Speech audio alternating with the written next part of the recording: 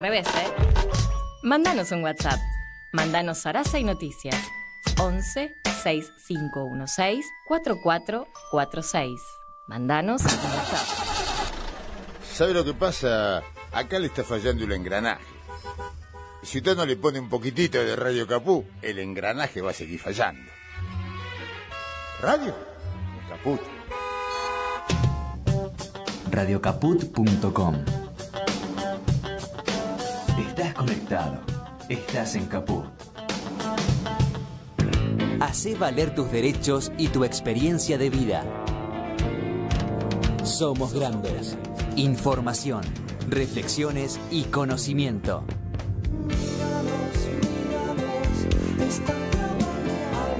Somos grandes. Los lunes a las 7 de la tarde. En Caput.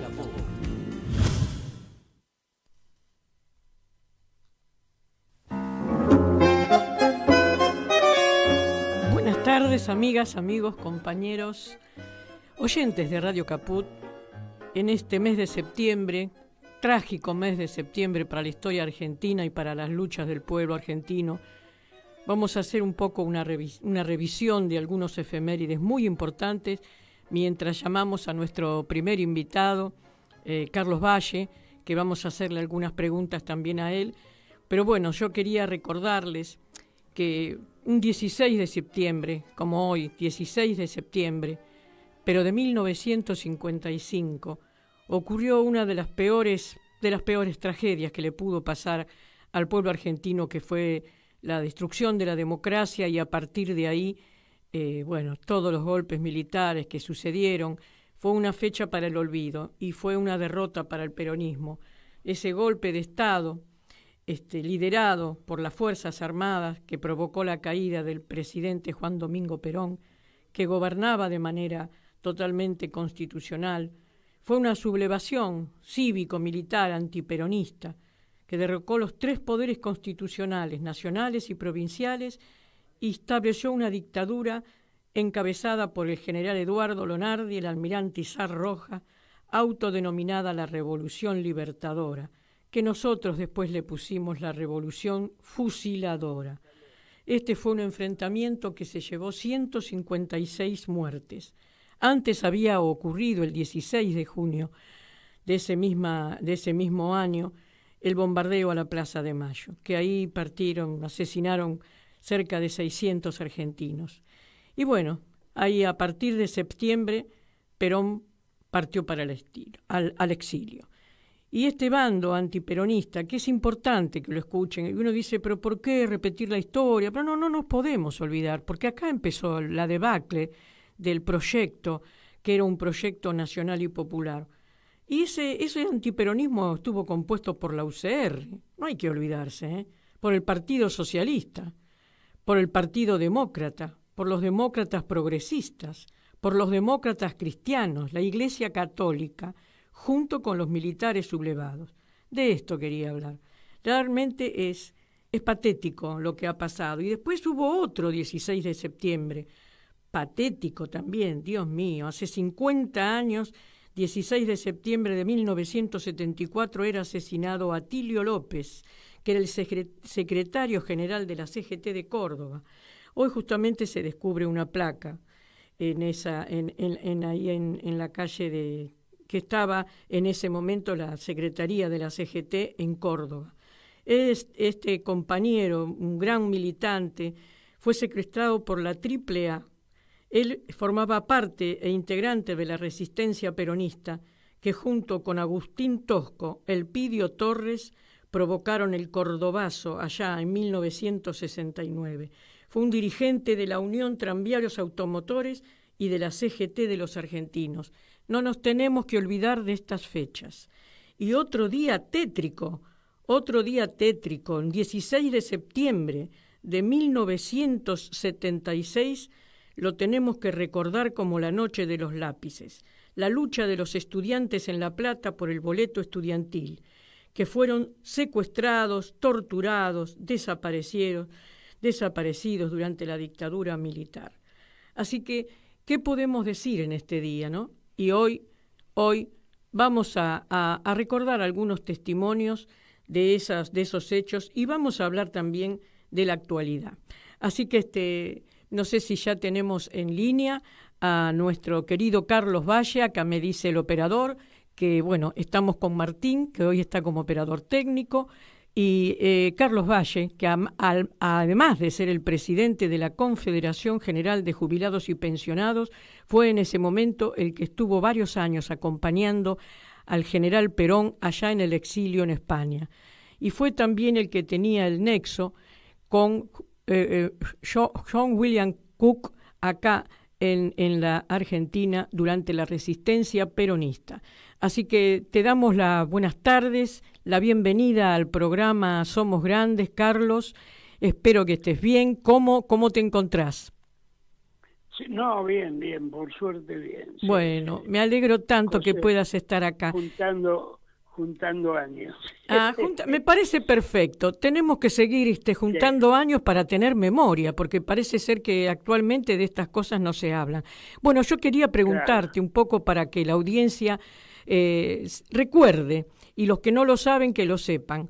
Vos has sido un testimonio también, porque eras más grande, y podés decirnos qué se sintió ese 16 de septiembre de 1955 cuando Perón tuvo que partir al exilio.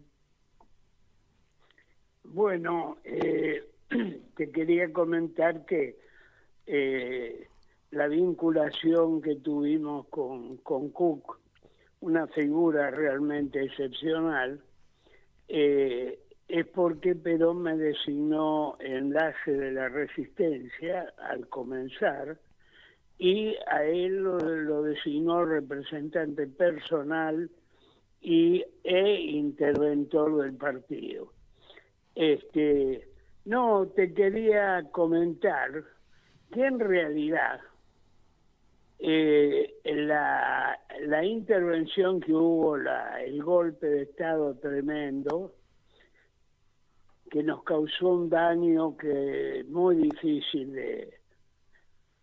de poder solucionar a través de los años, porque había en Argentina una revolución que estaba cambiando prácticamente la historia y la vida del país, porque se había producido una revolución industrialista, se amplió todo lo que era industria liviana, industria pesada, cambió, el país comenzó a poder denominarse potencia mundial y a poder cambiar la historia. Realmente, seguramente hubiéramos en ese momento, de haber terminado el proceso, liderado a toda América Latina y el Caribe. Por eso tan importante. Ahora, te quiero comentar que en realidad en la Argentina, en América Latina, ha habido una corriente desde 1492 denominada colonialismo salvaje. Bueno, justamente el colonialismo salvaje se vio sucedido por lo que se autodenominaba nacionalismo católico, que había surgido en los años 30 y que tenían por costumbre saludar. Carlos, perdóname, fíjate que estás atrapando un poco el sonido del celular. No se te está escuchando bien. Claro. Ahora se te escucha. Ahora sí. Separalo un poquitito de la boca. Bueno. Y te decía que esa gente que en los años 30 saludaba la enseña nacional con el saludo nazi, esa gente fue la que organizó con civiles, particularmente de Córdoba, los comandos civiles, el general Donardi, con un grupo de gente que realmente fue muy pernicioso. En un momento dado tomaron el país Y en realidad, en principio, el golpe de Estado lo produce todo ese cúmulo de gente con el apoyo de Estados Unidos y de Inglaterra, que llegó a hacerse visible porque algún barco se acercó al Río de la Plata. Bueno, el Partido Demócrata Cristiano fue el único que participó activamente porque se había creado en 1953 a este efecto. Sí. Bueno, y en el momento en que fallece, en que entra la inmortalidad Evita, se resiente, se debilita el Estado, porque Evita era realmente la figura revolucionaria. Era una antorcha que estaba iluminando también y cambiando la vida de la República. Bueno. Una pregunta te quería hacer, Carlos. Vos en ese momento, ¿cuál era tu actividad o en qué situación te encontrabas y a partir de qué momento te encontraste con Perón en el exilio? ¿Cuál era tu en ese momento tu actividad? Perdóname, hay un caso distinto. Ajá.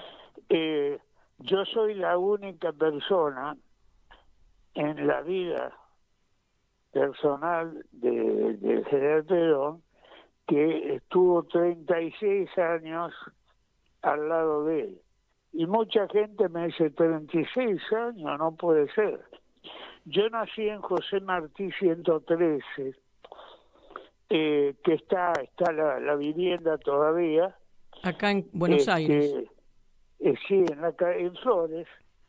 En Flores. Y, claro, mi tío abuelo era el coronel Reyes, que convocaba a una serie de militares que se autodenominaban argentinistas en virtud de que el nacionalismo estaba en manos de los individuos que comentaba que saludaban la seña nacional con el saludo nazi. Ajá. Bueno, quiere decir que él estaba en mi casa ya antes de mi nacimiento, que fue antes de la guerra, a fines de los años 30, y quiere decir que por una cuestión que no era política en principio, se dio esa circunstancia, que yo por eso a veces comento que dormí de muchacho, de pibe, en la residencia presidencial, donde está ahora la Biblioteca Nacional, claro, que jamás debió haberse tirado abajo. Qué locura. Lo que pasa, claro, como ahí murió Evita, parece que esta gente temía que fuera un recuerdo permanente, ¿no?, del paso de ella por la vida. Claro. Bueno, por eso es que yo en el año 53 entro a la parte económica, digamos, en la parte de contadores del Estado Nacional, y entro por concurso y dando examen, que todavía Perón lo tomó mal porque me dijo, me hubieras avisado. No, les digo, pero en realidad yo nunca quise mezclar la cuestión personal, individual. Bueno, vos me conocés por la Confederación misma. Por supuesto. Yo nunca mezclo, ¿viste? Y siempre he trabajado para los demás, de lo cual no me arrepiento nunca. Bueno, les decía que una vez desaparecida Evita, ya comenzó el problema, porque era una lucha constante interna de rumores, de todo, y aparte el Vaticano estaba en pie de guerra con Perón. Claro, sí, sabemos que la Iglesia Católica tuvo mucho que ver en esta revolución, porque yo recuerdo que se nombraba mucho que los aviones venían y decían Cristo vence, y había una V y una cruz. Eso era también las cosas que vimos en las películas, en los documentales, en las fotos. ¿Y vos ¿qué estabas cumpliendo alguna función en el gobierno, en el Estado, en el momento del derrocamiento, en esa fecha? Sí, pero una función profesional, pero que no tenía nada que ver con la parte política. No. ¿Qué estabas? ¿En el Ministerio de Economía? Estaba en la parte de obras y servicios públicos. Pero, claro, trabajábamos en común, porque los presupuestos, todo, se manejaban en el Ministerio de Economía. ¿Y qué te pasó una vez que a Perón se tuvo que ir al exilio, que fue primero, pasó por Paraguay, después se fue a Centroamérica? ¿Qué te pasó a vos en ese momento? Bueno, les comento que yo, como era un 4 de copas en ese momento, además tenía que estar trabajando de incógnito en una situación muy particular, porque lo de Cook era público. Lo mío era tener relaciones con todas las organizaciones, armadas o no, y de alguna manera era enlace entre Perón y ellos. Claro. Por eso, claro. Ahora, yo lo acompaño a él, sí, como que se llama Villa Rica del Espíritu Santo, en Paraguay. En Paraguay. Y después de ahí partimos y recorrimos varios países. Ahora, ¿qué ocurre? Yo podía regresar. Guillermo, Guzmán, no me acuerdo ahora, Barrena Guzmán, y el mayor Pablo Vicente, que era secretario de Perón. Alguna gente decía que yo era el secretario. No, los tres éramos los que lo acompañábamos permanentemente, turnándonos porque dormíamos en la misma habitación del general. Entonces íbamos turnándonos y pasábamos noches enteras tomando mate. Sí, y entonces ahí ocurre algo, porque Perón a veces no decía nada o tomaba una actitud distinta, pero escuchaba. Entonces, ¿qué pasó en el 55? Cuando vimos el desastre, los más cercanos a él le pedimos que encarara la lucha. Yo era muy joven, así que no tenía ni la responsabilidad ni la experiencia necesaria. Entonces Perón, en ese momento que nosotros queríamos enfrentarnos a la gente que estaba haciendo el golpe, él dijo que elegía el tiempo sobre la sangre. Un par de años después, ya fuera del país, me dijo: yo te escucho, aunque nunca, que muchas veces, lógicamente, la determinación la tomo yo. Y realmente estaba equivocado, dice, porque al elegir el tiempo en lugar de la sangre, ha corrido demasiada sangre hasta ahora. Y efectivamente, como en aquel momento el ejército estaba fuerte y lo respaldaba, porque el general Lagos, Julio Argentino Lagos, con el ejército del norte venía hacia Buenos Aires a respaldarlo. En la provincia de Buenos Aires lo respaldaban, y en la provincia de Córdoba estaba peleando, que peleó hasta el último momento, el general Iñiguez. Bueno, él tomó esa determinación y bueno, uno no puede de ninguna manera tomar otra distinta.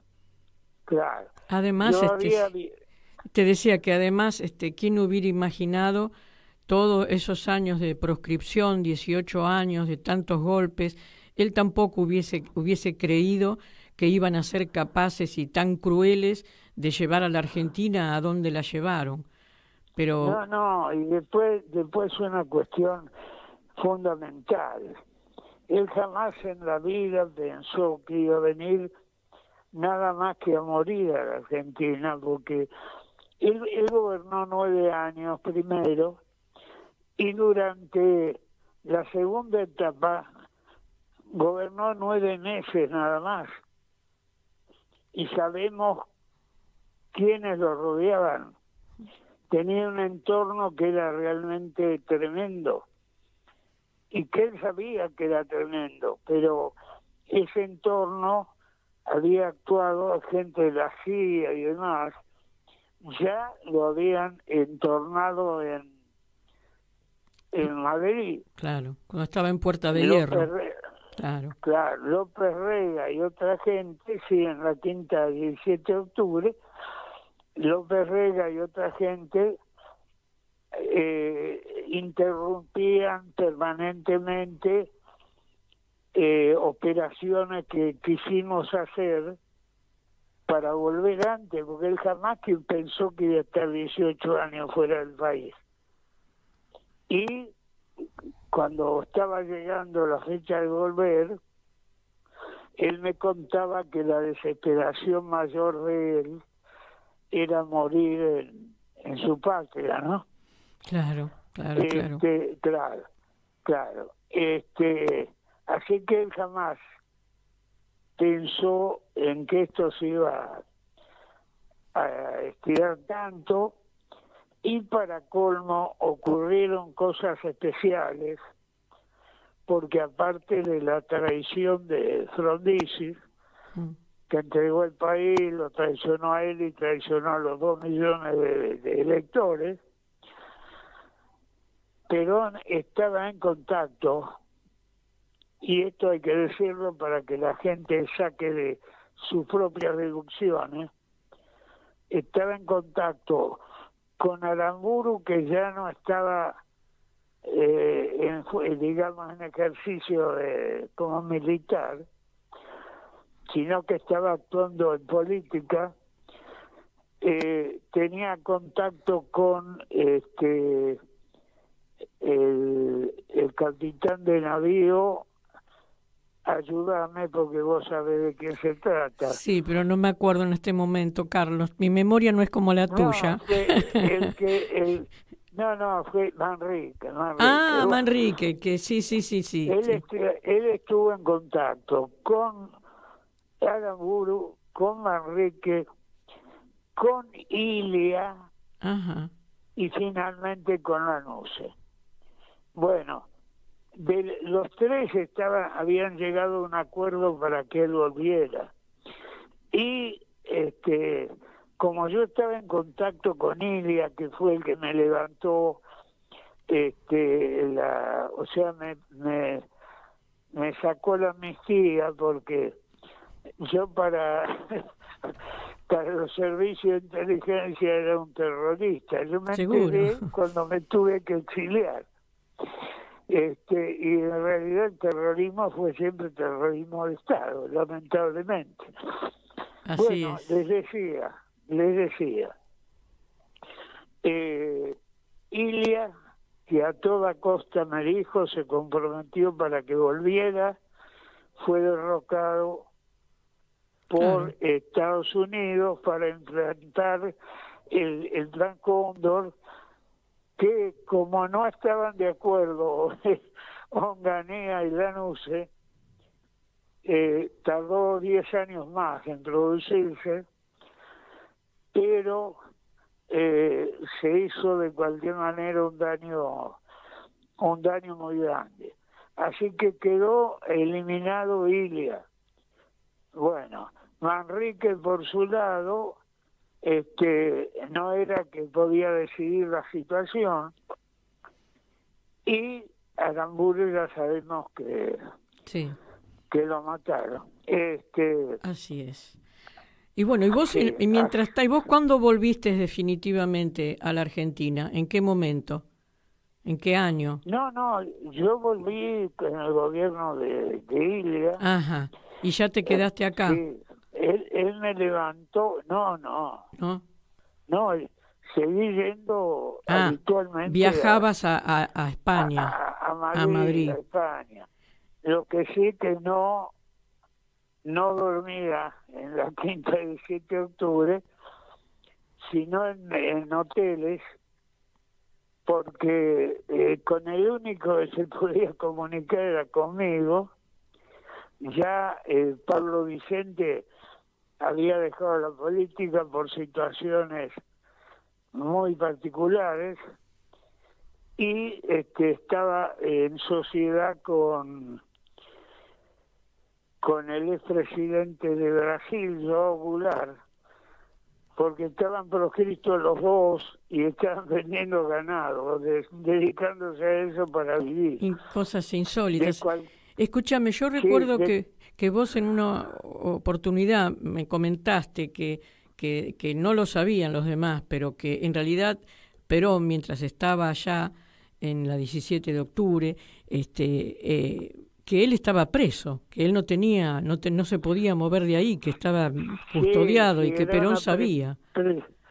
Prisión domiciliaria. Que esto no se sabía acá.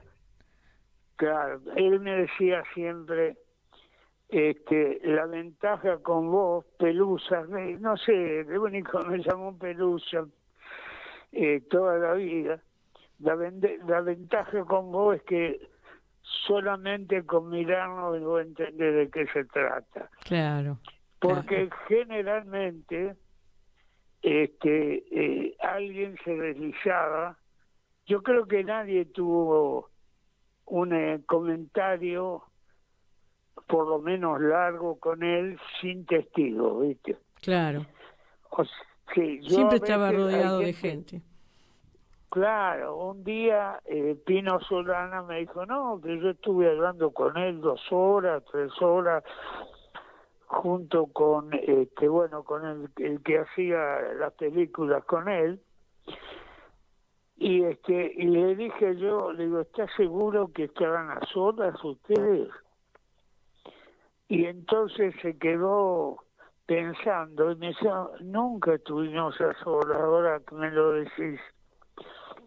Siempre había personas raras, o estaba López Rega, o bien María Estela. Dice, nunca estuvimos a solas, claro. Claro, vos ¿qué pensabas vos de López Rega? ¿Creías o tenías dudas o presentías que esa persona fue puesta por algo o por alguien ahí?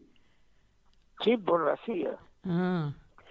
Porque esas cosas tampoco se dijeron, ¿viste? Por eso cuando se habla de la AAA, muchos critican a Perón ya viejo, porque cómo podía que había nombrado a este hombre dentro de su gabinete y esas cosas. Son cosas que no se hablaron, ¿viste? No, o no se investigaron o no salieron a la luz, pero que, bueno, que vos lo sabés. Te comento un detalle. Perón no quería ir a España, pero ya prácticamente nos habían copado. Cuando estábamos en Panamá, al hacer el cambio, yo llegué y Pablo Vicente estaba ahí, y me llamó la atención que me llamara, me pidiera que fuera a la confitería del hotel para no hablar delante de nadie. Y entonces me dijo, dice, mirá, ya abiertamente estamos listos, dice, porque disculpe si alguien se siente mal, pero Vicente me dice, mira, la pila chiquita ha copado la banca y detrás de ella están López Rega y otros personajes de Buenos Aires que trabajan para la CIA. Así que mira vos. Claro, y a partir de ahí ese fue el momento que después partieron para Madrid. A partir de eso. Pero claro, que nosotros quedamos desprendidos en ese momento de la tarea de acompañarlo. Y cuando Cook le dice que vaya a Cuba, a La Habana, porque el comandante Fidel Castro lo quería tener a lado de él porque había profundizado en la ideología, en la doctrina peronista, y sabía que tenía una relación directa con la liberación de América Latina. Claro. Sí, entonces ese día él estaba allá en la quinta 17 de octubre y yo estaba, y me dijo en voz baja, no puedo ir solo ni a la esquina, imagínate si voy a poder ir a La Habana, ojalá, pero ya es imposible. Qué bárbaro, qué relato, Carlos. La verdad que tendríamos que estar toda la hora, pero vamos a tener que ir dejando porque sabés que también lo invité a Pedro Ábalos para que hablara un poco de su testimonio y del testimonio de su familia, también de esa fecha, y después hablar un poquitito sobre la tragedia que está viviendo las personas con discapacidad en nuestro país. Me parece perfecto. Y también comentar... Sí, decime. De cualquier manera, yo me comprometo a ir una vez más cuando ustedes dispongan, y entonces nos ocupamos en un programa, porque no es menester que sea como el caso de hoy, que se cumplen 69 años. Exactamente.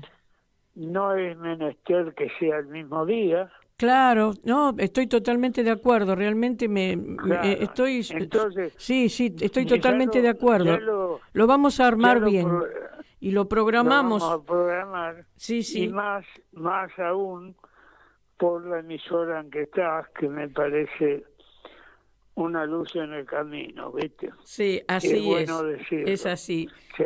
Los caputenses estamos al pie del cañón, Carlos. Bueno, sabemos que este viernes 20 vamos a estar en la Plaza de Mayo. Ojalá te puedas acercar, que es el día del jubilado, y vamos a seguir en la lucha en contra de este gobierno y en contra de todo lo que está haciendo y que nos está perjudicando.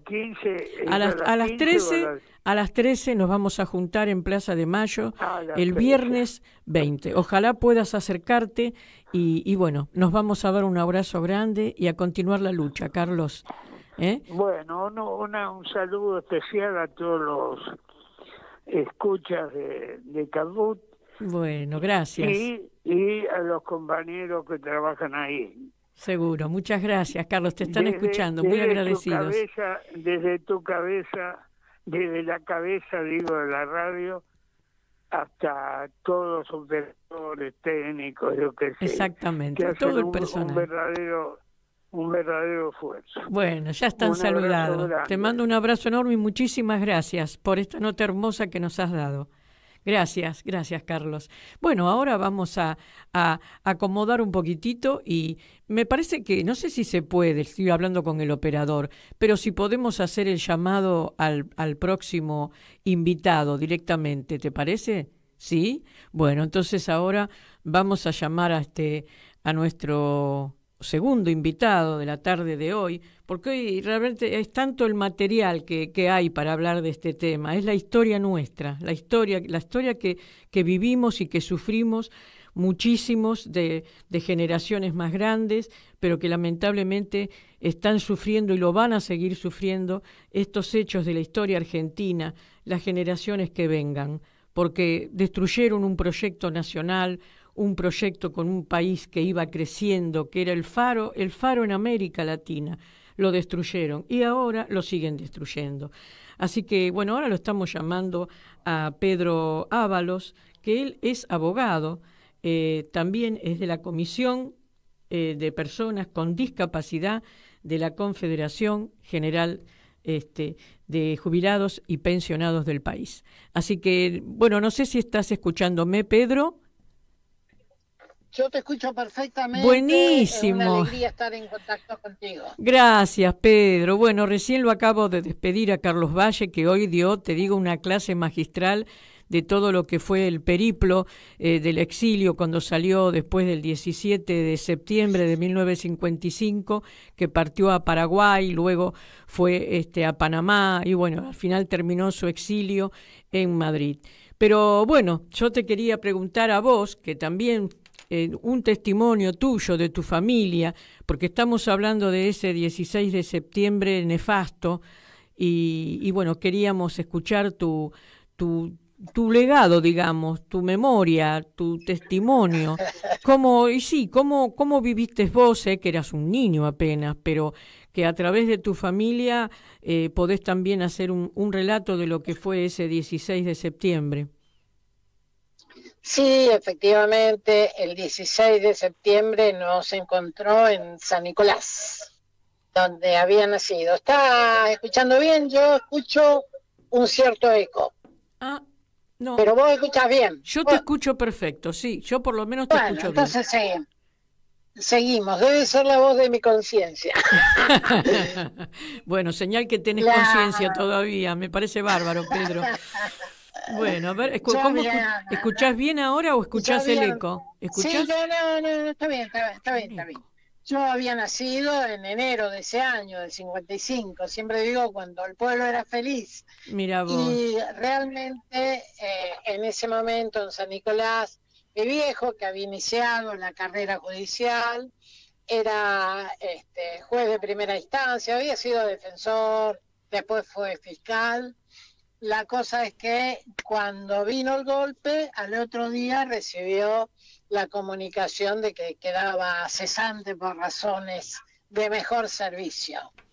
Y al poco tiempo, un vecino ahí de San Nicolás le vino a avisar que tenían la intención de hacer desaparecer un expediente de la municipalidad de San Nicolás, donde mi vieja, que era ingeniera, era jefa de obras públicas, para que mi hermano naciera en la cárcel.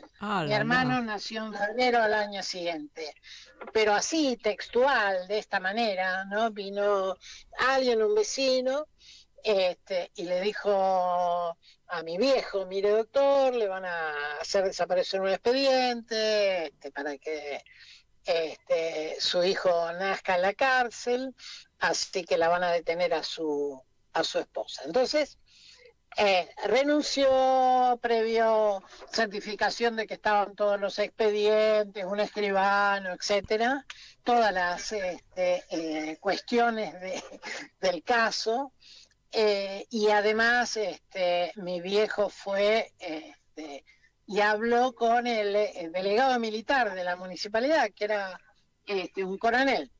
Ajá. Y le dijo: bueno, con nosotros no joda, yo le voy a pegar 4 tiros y después me van a tener que buscar en la selva en Corrientes. Qué bárbaro.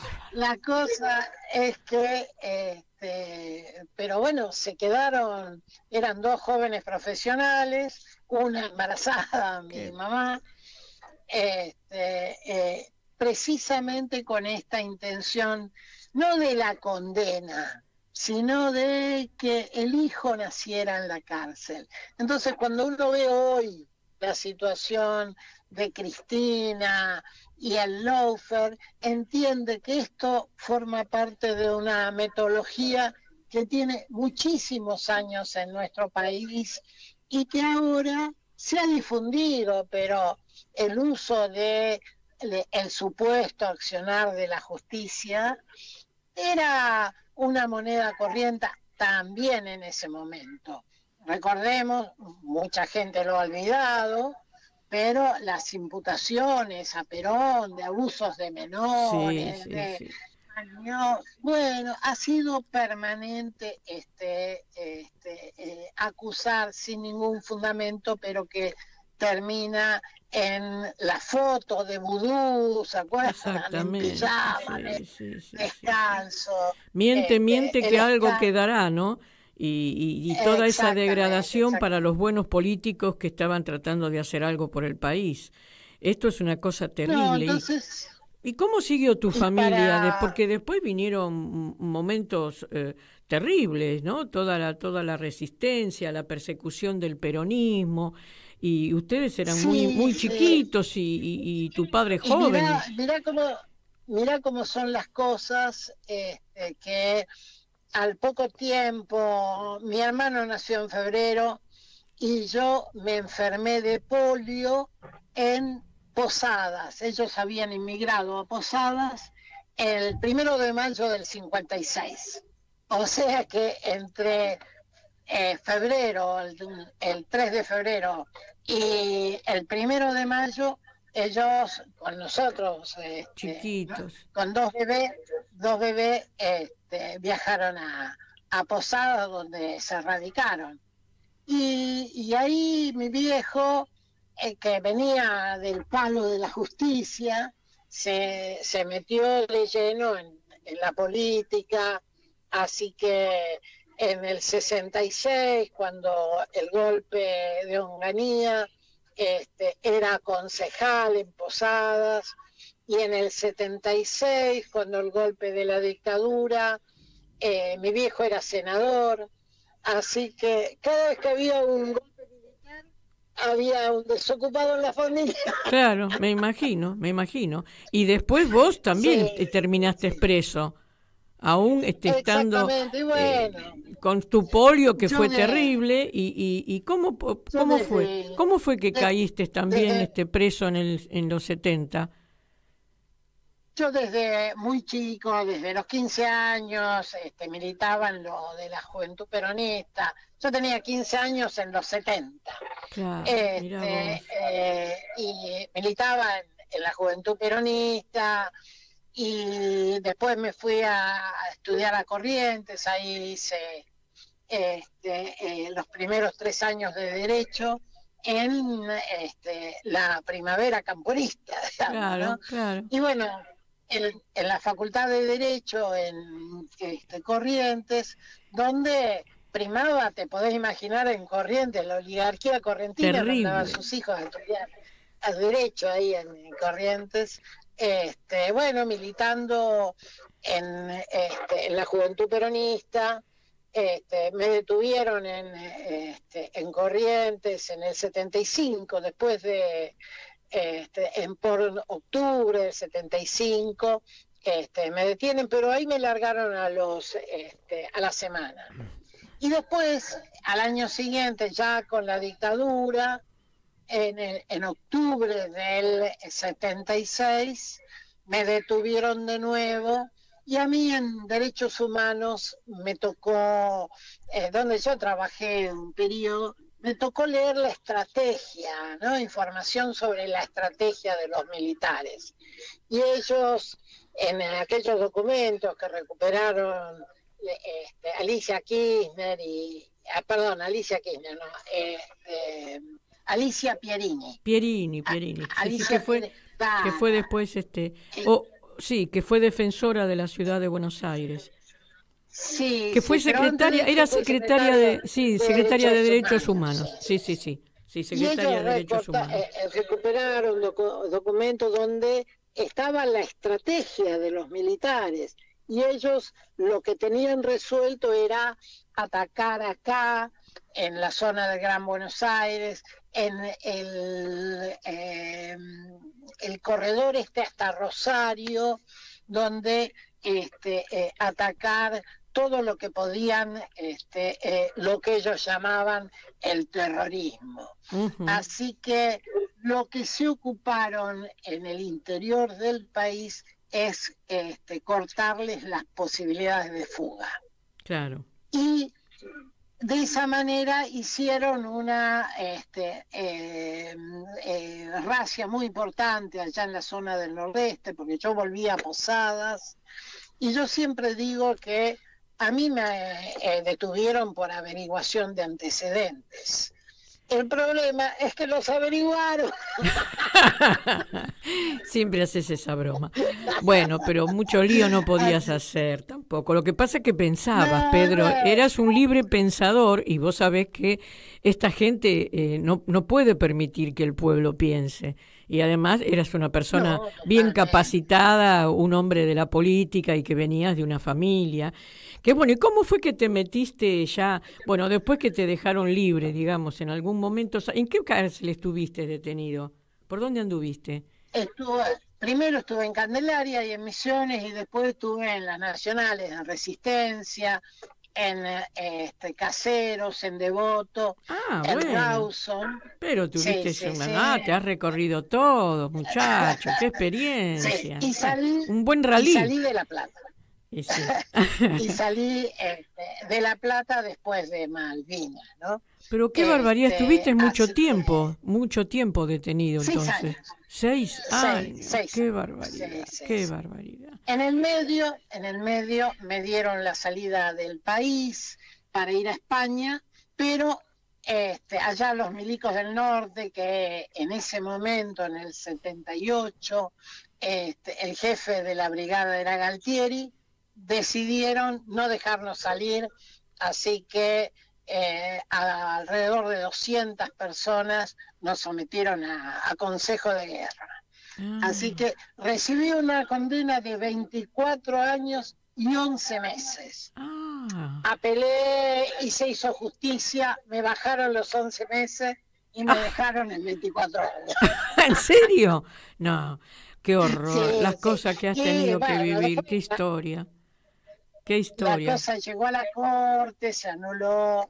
Y bueno, quedará para otra oportunidad, me parece que casi no tenemos tiempo. Se quedaron, sí. Tema de discapacidad. No, mira, tenemos 7 minutos, un poquitito. Tenemos 7 minutos, así que ahora les voy a decir por qué también te estamos convocando, ¿no? Que eras un testimonio después de lo que ocurrió del 16 de septiembre y toda un poco de una síntesis de tu trayectoria, pero que vos te dedicás como abogado al tema de los derechos humanos y la defensa de las personas con discapacidad, y que justamente formás parte de la Confederación de Jubilados y Pensionados y Discapacidad de la Confederación, y estás a cargo de esta comisión. Así que sé que en este momento vos saliste recién de dar una charla allá en Nazca. Contanos un poquito cuál es tu trabajo hoy, y qué cosas estás haciendo respecto de las personas con discapacidad.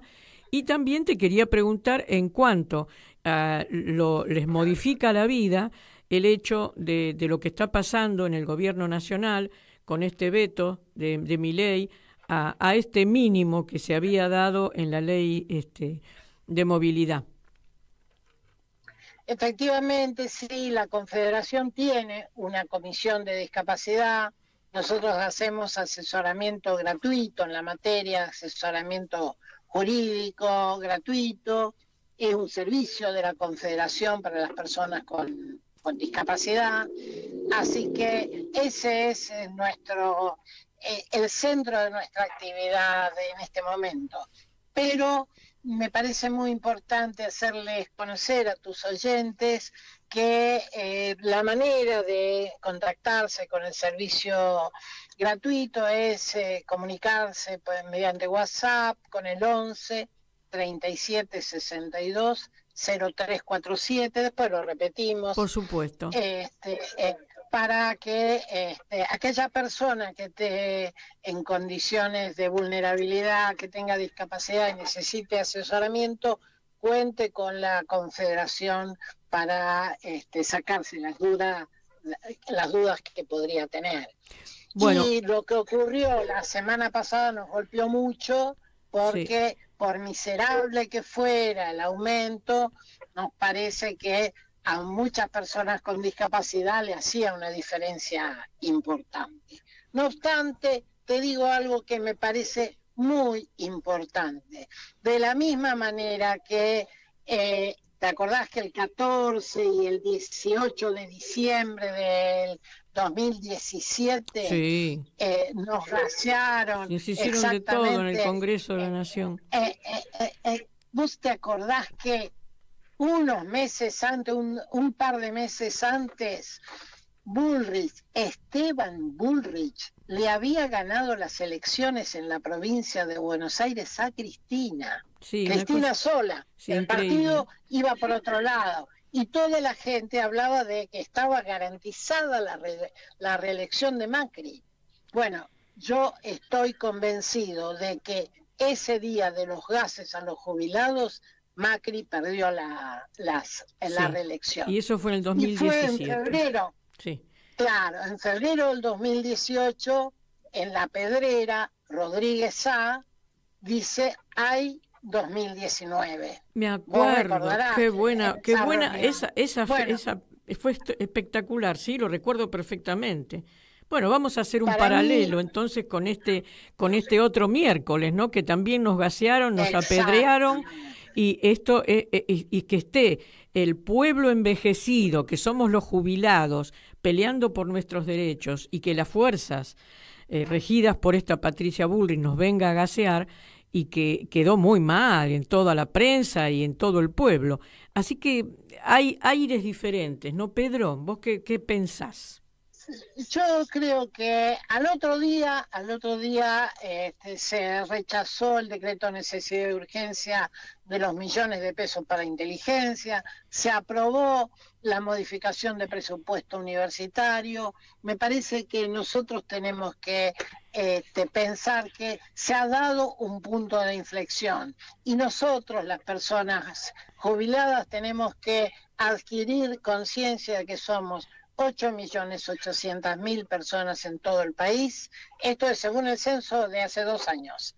8.800.000 personas que tenemos que hacer valer nuestro peso. Y en ese sentido, para nosotros es muy importante. Desde la Confederación estamos impulsando la conformación de un partido confederal intergeneracional.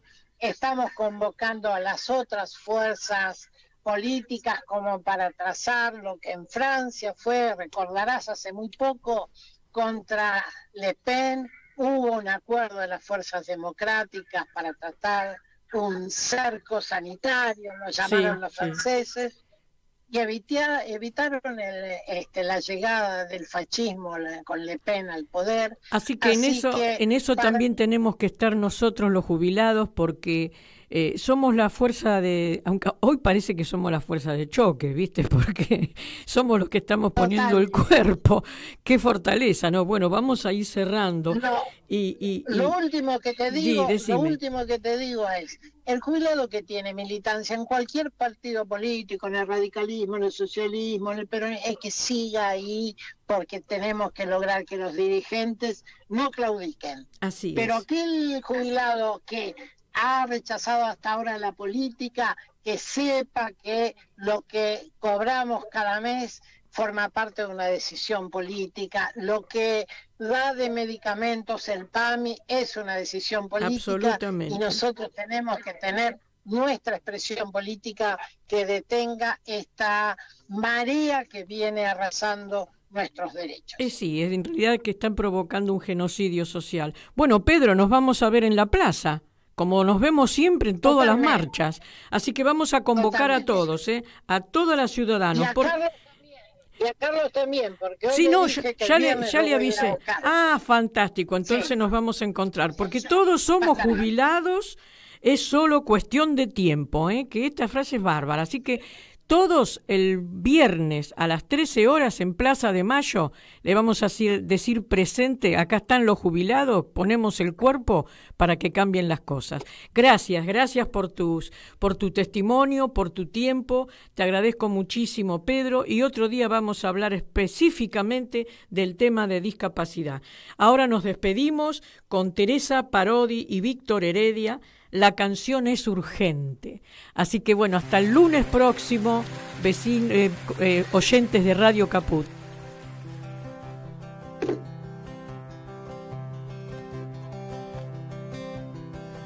La canción es urgente, es un río creciendo, una flecha en el aire, es amor combatiendo. Quiero darte la hora, que es la hora del fuego, que es la hora del grito.